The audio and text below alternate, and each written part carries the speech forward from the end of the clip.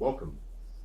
In this session, I'm going to be showing you some of the techniques and some of the ways that I use to analyze property or real estate investments. My focus primarily would be not in terms of looking at the overall analysis. I'm going to be sharing with you just maybe a picture of what and how I analyze properties. We're going to be talking about real estate.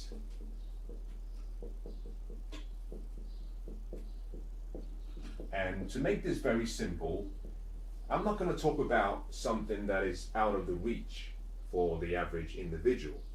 I'm going to assume that this is your first time you're getting into property investments. Now, depending on where you're watching from around the world, the currencies that I'm going to use, or the currency that I might use, might be different to where you are, and perhaps the construction types of the buildings could be different. The geography will be different. The key here is don't follow the person who is talking about myself. Rather, I want you to follow the procedure. I want you to see how you can apply the principles in your case based on the nuances and based on the circumstances that surround the investment opportunities where you are. Investing in property or real estate is very simple. It's simple if you keep it simple. Most people think about it and they get overwhelmed. You don't have to. All of us work in buildings. We have to. We either study in buildings or we work in buildings. But in addition to that, we live in buildings. So you already have an idea about what a building is. If you have a home, if you're renting or if you own, then you've got a feel for what the building is. It's a structure, it's land, it's a few pipes, a few wires all around. It's really simple. Keep that simplicity when reviewing real estate investments. Now, if I analyze a property, one of the things I try to do is not to be emotionally involved. The first thing I want to do is make sure that the numbers work. So what I do when I start is I look at the property. I don't look at the pictures. Now, for some of you, depending on where you are, you might go to a broker's office, you might go to a real estate agent's office, which is what we call them here in the UK. I like to do it slightly differently. Now, the reason I do it differently is because every day I have to invest a certain number of hours analyzing deals. One of the things I learned from an early stage with property was from someone who I admire very much. And one of their recommendations was this: before you purchase a property, you should analyze 100. Out of the 100, you should shortlist 10 properties that you want to take to the next stage. Now, you reanalyze the 10, you make offers on 3. Now, those could be offers with conditions, and then you purchase 1. Now, think about this. If you're going to be an active investor, you have to review property deals every day. So every day I make an effort to spend perhaps usually between 90 minutes and 2 hours reviewing options and opportunities, which is roughly about 2 deals per day. Now, 2 deals per day means that in a month you may have gone through maybe about 60 up to 100, depending on how many you do at the weekend. Now, during the working week, it's a lot more difficult for me to do more than 2 hours. And so what I have to do is I cannot afford to travel to the agent's office because it's wasting my time. So the first thing I do is I go to the website. And when I get to the website, I look at the properties within my price range. Now, because I'm using this as an example, I'm going to assume that you're a first-time investor and you're just starting out. So we're going to keep the price range and the size relatively simple. We're going to look at just one property. We're not even going to look at a home. We're going to look at a flat. In London, we have flats. In some countries, you call those apartments. One apartment, one flat should be sufficient just to give you a feel. Now, let's assume in this case that what we're looking at is you're looking at the plans. On the website, you're going to see the plan of the property. Now, the first thing I do is look at the plan, the floor plan. I don't bother looking at the pictures. Part of the reason I don't look at the pictures is simply because if the plans do not work, then forget the deal.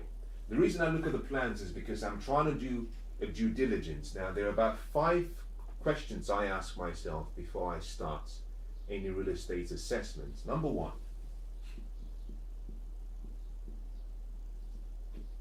is it financially viable? Meaning cash flow and income. The second question I ask myself is it leverageable?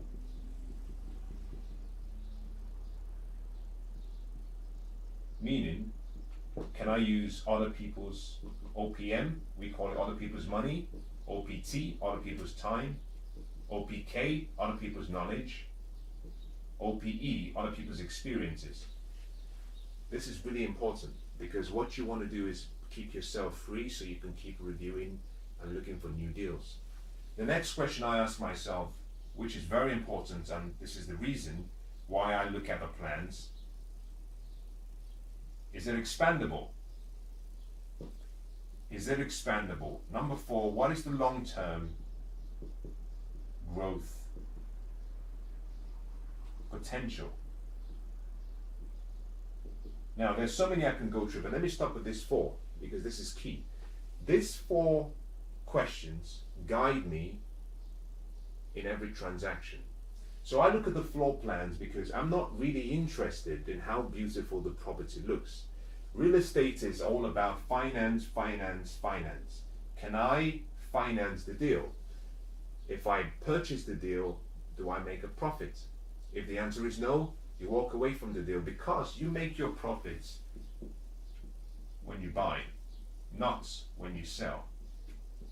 And I heard something from someone that I admire, a different mentor of mine. He said, if you have to make the deal work, it's not worth having. Now, in this case, if you have to make the deal work, let's assume that you're buying to hold so you can let it out or lease. If, for example, your net profit was going to be maybe, in this instance, £50, but this £50 would have been a really tight squeeze. You know, you have to pinch from here and save from here. It's not worth having because now you're forcing the profits. You don't force profits. Profits should come to you naturally and normally. If it's a good deal, it works. If it's not a good deal, walk away. And this is the reason why you must analyze so many deals, because one deal might look really beautiful, but financially doesn't make sense.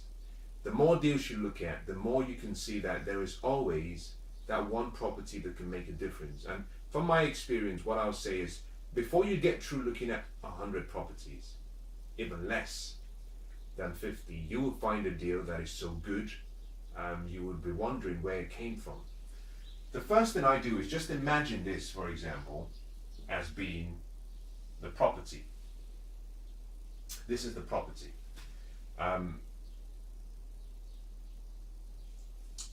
You must forgive me. I think to make this easy for you, let me just take all of this away and let me redraw this so that you can understand how simple the process is.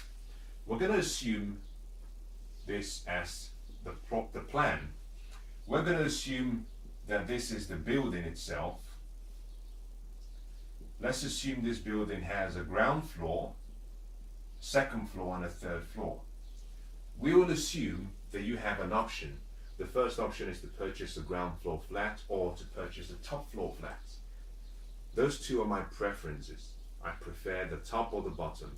This is going to be a single house, like we have a lot of Victorian houses or Edwardian houses in London.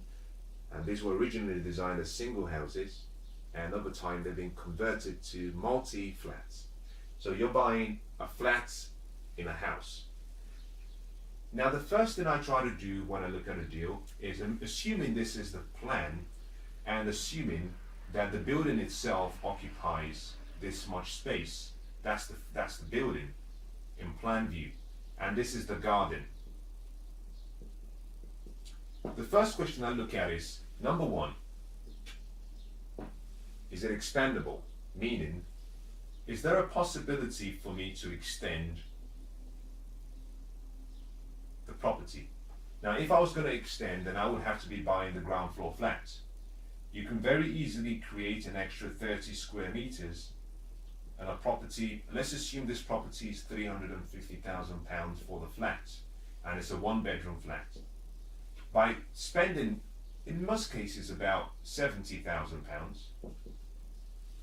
£70,000 for the remodeling, the construction of the new part, you can easily create what will now become a two-bedroom flat. But if you do this very cleverly, you can create actually a three-bedroom flat. Primarily because a typical room in London is normally about 12 square meters. Normally it's between 9 square meters and 12 square meters. You have 30 square meters.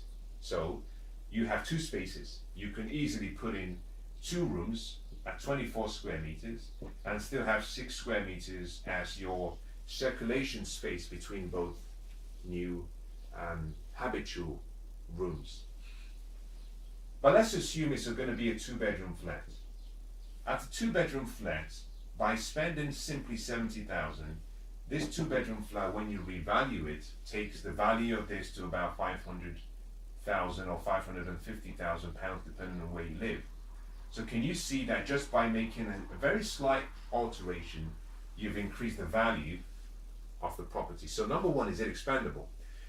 If on the other hand, you're looking at buying a property that is on the upper floor, for example, if it's a top floor flat, in most cases in London, some, not all, some of the properties at the top floor have what we call a loft. That's the space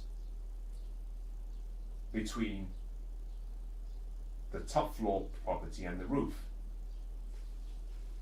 Now, through very careful reconstruction, you can create and convert the loft space. You can bring in a structural engineer and you can convert this into a habitable, so this becomes a habitable space. So by easily, for a loft for example, you might end up spending as much as £80,000. With £80,000 you can recreate a total of about 70 square meters, between 50 and 70 square meters, which in itself can be another flat. Now your original flat maybe could have been 80 square meters.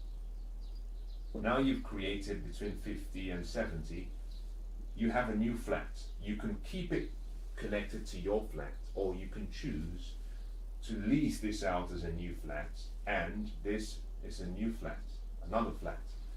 So can you see that very easily, by spending £80,000 in total, what you have is a property now where so far you have £430,000 in the property, but because you've created £70,000, if this is only 70 square meters, if this is only 70 square meters, that could be a two-bedroom flat, a small one. It could also be a one-bedroom flat. Now, what you want to do as an investor is always think about maximizing your return. My recommendation would be make this into a two-bedroom flat. It may not be possible because you now have to provide a connection space by using the stairs to the top. So this might end up being a one-bedroom flat. Now consider this. I talked about a one-bedroom flat previously at the ground floor being £350,000. So what you now have, assuming that this at the bottom, the third floor, was also 350, you've now created another £350,000 worth of value. You have £700,000 as the investment. And if you were to compare this against the change, I said it was 430, 430 somewhere. Can you see that by making a subtle change, you've generated £270,000 potentially, an increase in your net worth? So I ask myself, is it expandable? First questions I ask. The financing is then done afterwards. For financing, I sit down and I start looking at the numbers to see whether does it cash flow properly. If it cash flows properly, I look at is it expandable? Yes. Then I look at various options. Okay, can I use leverage? If the answer is yes, okay, I look at then the long-term viability. Because it's possible to buy a property in a location, but if you do not know much about the area, you put yourself in a very disadvantageous position. Now, by that, what I mean is in every area of London, like you might have in your local area, what you find is that there are always long-term plans to improve the infrastructure, but also to improve the amenities serving that area. One of the questions you should always ask yourself is, what are the long-term demand versus supply options? By demand, what you're asking is, are there jobs around the area? Are there schools? Is this area close to infrastructure to allow people to get to work? Because real estate and property investing and success in either is only as good as you have demand. And demand is created by the availability of jobs or schools. Now, if there is demand, then you're in a good place. But the equation is not complete. You have to then ask the second question: what is the available supply? And what is the long-term possible changes in supply? Now, there's no such thing as being a really, really exceptional developer. It doesn't occur, it doesn't happen anywhere. What you have to do is be a smart, financially intelligent developer. This simply means that you must continue to think about the future and ask questions, because the quality of your life and the success in investing is based on the questions you ask. Now, if you've just bought this in a location whereby down the road they've just approved the construction of a massive residential scheme that is going to create approximately maybe 4,000 homes. If these 4,000 homes introduce a supply that far exceeds what used to be there, then what you find automatically is that the supply exceeds the demand and competition sets in. Now, you don't want to compete, you want to dominate. As an investor, you want to have a property that people come to and they say, we want your property and we want to pay for it no matter the cost. What you don't want to do is put yourself in a position whereby you're now having to find customers, meaning you start reducing your rent, you start giving incentive, you start giving maybe a free registration, a free evaluation, free credit reference check, free 1 month. You don't want to give that, because then what you've done is you've swung the power over to the renter, meaning that the people renting can easily say, well, if you don't want to sustain your property and if you're unwilling to reduce the rent after the first year, they can say, well, we'll move next door, because there's so much supply. So thinking about the future and thinking about the potential changes in the area is important, because that would guide you to the point where you can see a good deal that is financially viable. It looks good, you can finance it, you can use leverage. However, the long-term benefits make it unattractive. I'll give you a good reason why this is the case. There are certain parts of every single city whereby there are restrictions on perhaps what can be constructed. I'll give you a good example. If you were to go to New York, you can't just go into the center of New York and decide, I'm going to build a great building. And the reason is because there is an availability of land. So to build one, you've got to take one down. That makes that area quite secure. On the other hand, if you were to travel to another city, what you find is if there is green space, it's a lot easier for the construction of new developments to be approved. That is what you want to look out for. In London, we have areas that have very significant architectural and heritage value, and therefore the introduction of new buildings is not very favorable. This simply means that there's a limitation on the introduction of new. So the supply will always be controlled, meaning the demand will always be high. Those are the areas you want to look out for if you're going to invest. Be smart. Choose the area. Now, real estate is about finance. However, in making the right decisions, you should be thinking about location. Now, I talked about the plan. It's not just enough looking at assuming this is the plan of the flat. It's not just enough to think. Let's assume this is the entrance to the flat here, and let's assume this is the living room.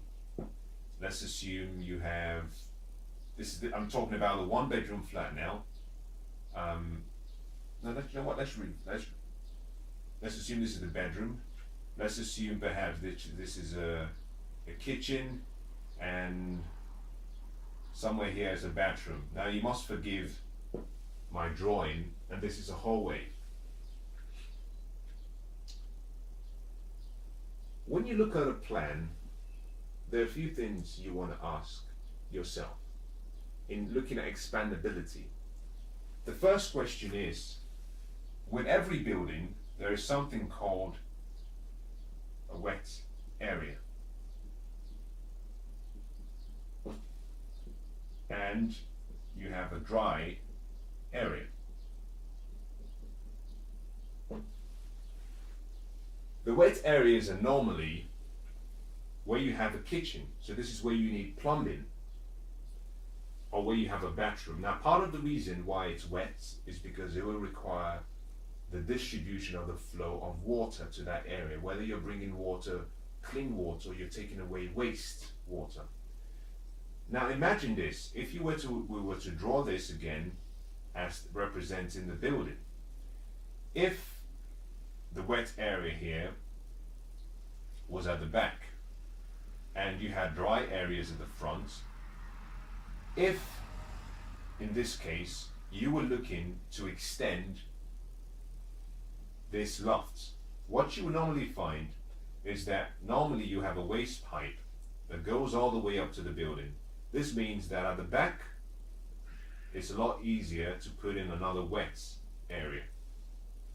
It will be a lot more difficult to put in a wet area in the front, because if it's an existing building, you have to keep and maintain what has been built already. So you can't just put down a pipe and have it go down through someone's flat all the way down to the ground. Now remember this, that when it comes to water and waste, it must come down. The likes of electrics and all the automation systems, the structure, you can play around with all of those. You can take down the wall, you can choose to get a contractor and say, well, I don't like the layout of this, I'm going to take down this wall, I'm going to make this smaller, I'm going to make another room here, and then I'm going to make a lobby here. You can do all of that. That's the structure, within reason. You can move the electrics, you can change the lights, you can change the window position. One of the things that is much more difficult to change is where you have the wet areas, which is where you have drainage, particularly. Water can be changed, clean water can be changed, but drainage, because it has to flow downwards, it's a lot more restrictive.